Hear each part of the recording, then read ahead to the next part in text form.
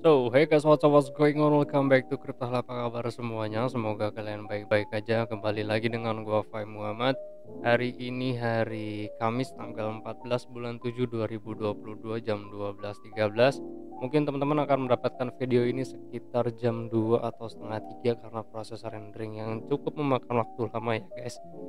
Oke, kita akan menelaah lagi atau melihat pergerakan Bitcoin dan juga teman-temannya, karena melihat potensi ke depannya ada kemungkinan atau probabilitas harga itu akan volatil. Jadi ya dari skenario yang ada kita bisa mengantisipasi bagaimana kita harus bermanuver di pasar cryptocurrency ini ya guys ya. Jadi untuk saat ini gua ada beberapa judul yang akan kita bahas di sini, meliputi global market saat ini bagaimana atau juga inflasi. Terus juga kita akan melihat data on-chain Bitcoin bagaimana untuk hari ini dan kedepannya. Lalu juga kita akan melihat technical analisisnya Bitcoin, karena yang paling penting untuk saat ini adalah kita harus menelaah bagaimana Bitcoin itu bergerak agar kita juga bisa tahu nih pergerakan harga altcoin akan berpotensi kemana. Sebelum kita ke teknik analisis, gua mau iklan dulu ya guys ya. Video ini disponsori oleh BingX. BingX adalah trading platform favorit gua guys, karena BingX menyediakan fitur perdagangan spot dan juga futures. Nggak cuma itu, ada fitur copy trading juga untuk teman-teman yang menginginkan passive income dengan menanamkan modalnya ke trader profesional. Yang terpenting, trading fee di BingX juga termasuk rendah. Yuk daftar sekarang dan dapatkan rebate-nya. Oke, seperti yang teman-teman ketahui ya, bahwa data CPI semalam udah keluar bahwasanya indeks harga konsumen itu naik sekitar 1,3% per bulan Juni dan diproyeksikan akan naik per tahun ini, walaupun memang datanya belum selesai, tapi kita antisipasi dan juga berdasarkan analisanya adalah 9,1 year on year ya. Jadi kita harus antisipasi bahwasanya memang harga bahan pokok itu akan melambung tinggi dan teman-teman harus bersabar dan juga harus berpikir tentang inovasi yang akan teman-teman lakukan untuk kedepannya. Jadi jangan berfokus kepada primary income aja, dan teman-teman juga harus berpikir kembali untuk mendapatkan side income itu dengan cara apa. Kan banyak ya sekarang berinovasi teman-teman ya, kalau mau jadi content creator ya boleh main di TikTok, jangan main di YouTube lah. Di YouTube udah nggak adil menurut gue ya, lebih prefer gue itu main ke TikTok aja, algoritmanya itu lebih merakyat menurut gue dan lebih adil. Dan juga kalau teman-teman mendapatkan endorse pun ya rate-nya akan keren lah, akan bagus juga ya dibandingkan teman-teman mengharapkan dolar atau monetisasi dari YouTube ya, karena gue juga merasakan kalau monet dari YouTube juga nggak seberapa juga ya.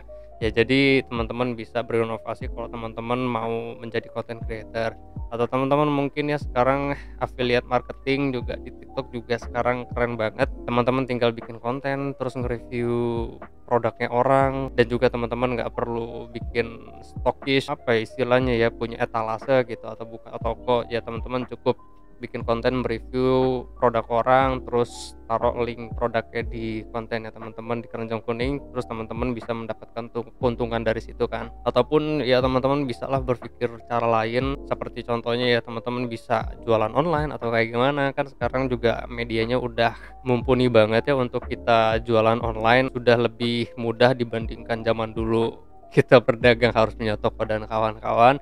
Ya gunakan kesempatannya, teknologi yang ada, jangan cuma scroll TikTok aja, jangan cuma scroll Instagram aja. Gunakan gadgetnya teman-teman atau handphone teman-teman ini untuk mendulang uang gitu loh ya. Sayang masalahnya cuma beli handphone aja tapi nggak bisa menghasilkan uang. Apalagi teman-teman yang berdagang cryptocurrency atau berdagang saham juga harus mengambil kesempatan lain, jangan cuma trading aja, karena kan kita tahu ya namanya pasar keuangan susah untuk diprediksi, dan juga kalau trading jangka pendek kita bisa sebut dengan spekulasi. Jadi ya teman-teman jangan banyak berharap untuk trading jangka pendek atau scalping di pasar derivatif atau pasar spot market. Kalau kita lihat dari pasar saat ini tuh tampaknya memang masih sedikit mengkhawatirkan. Jadi kalaupun ya mau ngambil kesempatan untuk scalping, teman-teman harus melihat kondisi atau momen, jangan di saat ada non farm payroll atau kayak seperti semalam data CPI keluar, itu volatilitas harganya pun akan tampak jauh lebih volatile atau signifikan dibandingkan sebelum-sebelumnya gitu loh. Dan juga kalau kita lihat berdasarkan on-chain data pun beberapa waktu lalu kan kita sudah bahas ya bahwa market kripto atau Bitcoin especially pun ya masih sepi juga. Jadi ya volatilitas harga untuk beberapa saat pun ya nggak terlalu signifikan banget ya naik turunnya. Jadi ya teman-teman nggak usah mengharapkan untuk swing trading dulu naik sekitar 20 atau 10% gitu, agak sulit dan agak lama kita nunggunya ya. Adapun kalau berdasarkan skenario bisa naik atau 20, 30, 40 atau 50%, ya mudah-mudahan pada bulan Agustus berarti ya, Agustus atau September kalau kita lihat berdasarkan historical data itu dipastikan akan bullish gitu. Nanti kita akan lihat aja akhir Juli nanti gimana reaksi pasar, apakah memang sentimennya positif karena kan Agustus nggak ada FOMC yang bisa mendongkrak harga Bitcoin pun bergerak naik seperti itu ya guys ya. Nah ini adalah inflation rate-nya Amerika sekarang itu 8,6%, kemarin kan 8,5.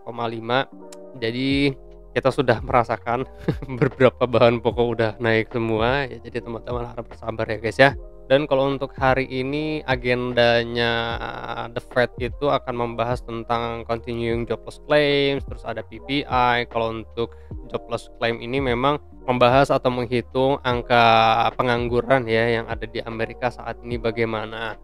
Nah, kalau kita lihat dari data di sini sebenarnya ada kenaikan tingkat pengangguran di Amerika yang mengkhawatirkan ya. Jadi sebenarnya kalau kita lihat dari beberapa ya teman-teman sebenarnya bisa lihat lah di beberapa channel YouTube yang membahas tentang pengangguran, terus apa istilahnya ya kalau nggak punya rumah tuh, gue lupa apa tuh ya kalau gelandangan tuh nggak punya rumah, ya pokoknya istilahnya itulah ya. Gue juga jadi lupa jadi ngeblank. Nah, teman-teman bisa melihat atau menganalisa dari situ bahwa sebenarnya ekonomi di Amerika itu lagi nggak baik-baik aja gitu. Dibandingkan kita yang ada di sini, kita masih berkecukupan walaupun pendapatan kita segitu itu aja, tapi setengahnya kita punya rumah lah ya, terus kita punya kendaraan walaupun cuma motor aja. Dan dengan gaji yang segitu-segitu aja, tetap aja kita masih punya mobil juga gitu kan. Dan kalau kita mau makan pun ya nggak perlu mikir lagi gitu. Kalau nggak ada bahan pokok ya kita bisa beli telur cuma pakai nasi pakai garam juga udah bisa makan gitu. Nah di sana tuh sangat mengkhawatirkan banget, terus sangat miris banget karena tingkat kepercayaan dirian orang Amerika saat ini tuh kalah dibandingkan orang Cina dan juga India yang menetap di Amerika. Makanya sekarang bos-bos di Amerika itu kebanyakan orang India dan juga China, yang dominasi orang-orang kulit putih atau white people tuh sekarang udah dikit banget gitu. Karena self confidence mereka tuh turun. Sekarang kan fasenya pasar global ya, terus juga kompetisi itu sangat kuat saat ini ya. Jadi kalau misalkan kita nggak punya inovasi, kita nggak selalu belajar, kita malas-malasan ya jadinya tertinggal dengan negara-negara lain yang memiliki sumber daya manusia yang lebih intelijen lah menurut gua seperti itu. Jadi saran gua kepada teman-teman yang mungkin sekarang punya anak dan sekarang mungkin ada yang SD atau masih punya balita dan batita, gua saranin sih untuk saat ini janganlah kasih HP ya. Yang kasih HP ya untuk saat ini fokuskan anak-anak teman-teman semua itu ke pendidikan, karena pendidikan saat ini kan juga dibutuhkan ya. Dan jangan juga influence anak-anak kita tuh menjadi influencer gitu loh, karena influencer sekarang tuh mereka menyampingkan gimana bahasanya, mengenyampingkan pendidikan dan berfokus kepada uang gitu. Padahal kalau kita lihat sebenarnya pendidikan itu nomor satu gitu kan. Ya kita lihat aja bisa contohnya di SCBD mungkin ya, Sudirman Citayam Depok Bojonggede. Gue sebenarnya nggak mendiskreditkan anak-anak muda itu, gue seneng melihat mereka kreatif. Cuman dari beberapa faktor yang ada, kalau gue analisa memang anak-anak remaja mereka menyampingkan pendidikan, justru ingin menjadi influencer dengan kan berpenampilan menarik, terus dilihat sama orang di SCBD. Ya itu nggak jadi masalah sebenarnya, karena itu kan passion mereka ya. Cuman kita sebagai orang tua atau orang yang lebih dewasa harus bisa mengingatkan bahwa pendidikan itu penting.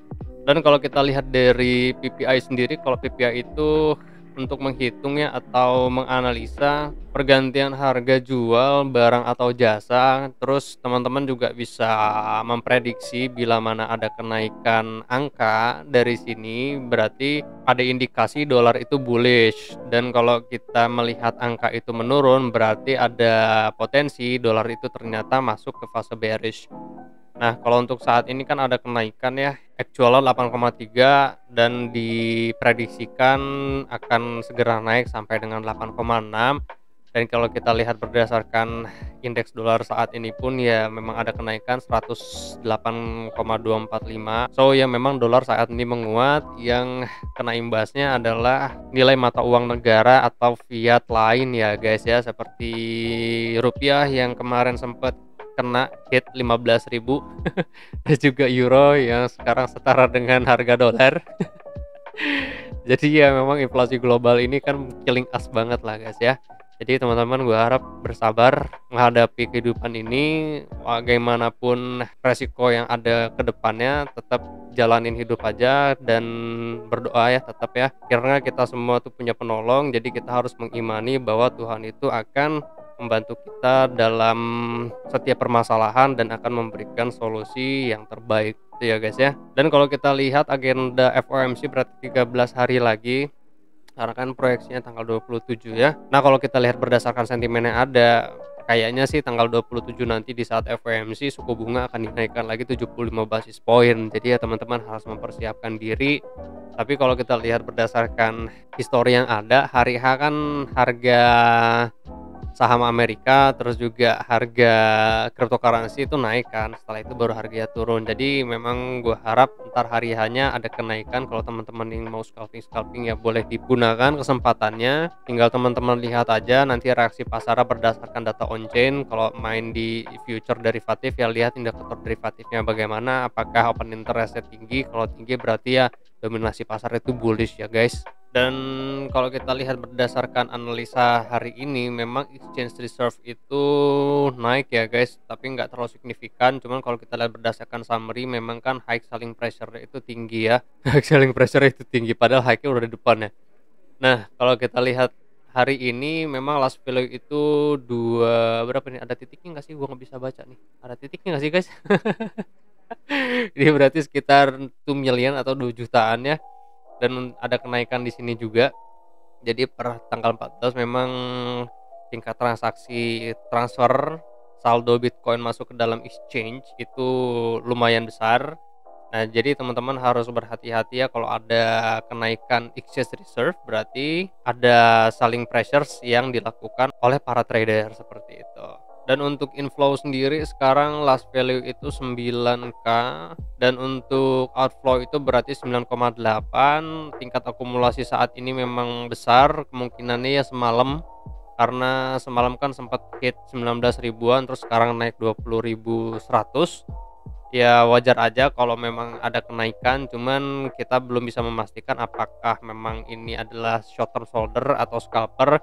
Bisa jadi nanti inflow itu akan lebih besar dibandingkan outflow, karena Bitcoin yang sudah dibeli semalam itu dijual hari ini atau mendekati FOMC nanti. Cuma kalau kita lihat berdasarkan net flow-nya sendiri per 7 hari belakangan itu tingkat deposit besar ya guys ya. Ini udah sekitar sebulan ya net flow itu negatif. Jadi ya teman-teman harus melihat potensi yang ada. Bila mana ada sentimen negatif lagi, pasti harga akan tergonjang-ganjing lagi guys. Nah, kalau kita lihat dari MPI-nya sendiri, miner ini holding ya guys. Kemarin itu moderate selling, berarti kita bisa simpulkan bahwa saat ini para miner memang masih holding Bitcoinnya, belum ada reaksi atau aktivitas jual untuk saat ini. Biasanya memang akhir bulan ya. Nanti kita akan lihat aja akhir bulan apakah ada penjualan yang dilakukan oleh para miner atau tidak. Kalau kita lihat dari derivative indicator, ini mencakup option market dan juga future market. Nah, saat ini dominasi pasar memang longing buy position, funding rate itu positif untuk saat ini. Jadi teman-teman harus melihat kesempatan kalau mau scalping 1 minute time frame atau 5 minute time frame aja masalah. Jadi carinya long dan long ya guys. Nah, untuk open interest saat ini itu per 24 jam terakhir naik sekitar 2%. Jadi saat ini memang pembukaan kontrak berjangka untuk longing buy positions itu dominan ya guys ya. Jadi teman-teman harus melihat saat ini posisi itu untuk long dan long, jangan short selling, karena sangat berbahaya kalau funding rate itu positif dan juga open interestnya itu naik. Berarti dominasi pasar saat ini itu longing buy positions. Ini kalau untuk perhitungan detail Elliott Wave-nya gue akan buatkan di video berikutnya. Jadi hari ini ada 2 video, so stay tune. Dan gue juga mau info sama teman-teman kalau gue punya sebuah produk. Ini adalah sebuah parfum namanya Dao. Jadi teman-teman bisa beli di TikTok gue ya. TikTok gue itu Angkara Murka, atau teman-teman bisa cari Crypto Hell. Terus teman-teman bisa klik di video terakhir di sini. Video terakhir yang gue update atau upload, terus teman-teman lihat ada keranjang kuning kan. Di sini ada keranjang kuning, teman-teman bisa beli di sini, atau teman-teman bisa kunjungin akun gua di sini. Terus habis itu ke keranjang yang ada di sini, ini nomor 2. Mana sih? Nah, ini nomor 2. Nah, di sini ada beberapa produk yang gua jual dan teman-teman bisa beli parfum Dao. Ini ya. Ini packagingnya. Kelihatan nggak sih guys? Ini packagingnya. Nah, terus ini ada tulisannya, sealnya decentralized. Dao. Nah, parfumnya 30 mili. Ini wanginya enak banget sumpah. Buat cowok enak banget sumpah, seriusan. Ini kan kelihatannya 30 mili. Kelihatan nggak sih? Nggak kelihatan deh. Ini ada 30 mili. Jadi teman-teman bisa beli di keranjang kuning di TikTok gua. Linknya di deskripsi. Oke, thank you very much for watching. Gua Fahim Muhammad. Kalian jangan sakit-sakit terus, karena sehat mahal. I'll see you guys on the next video. Peace out.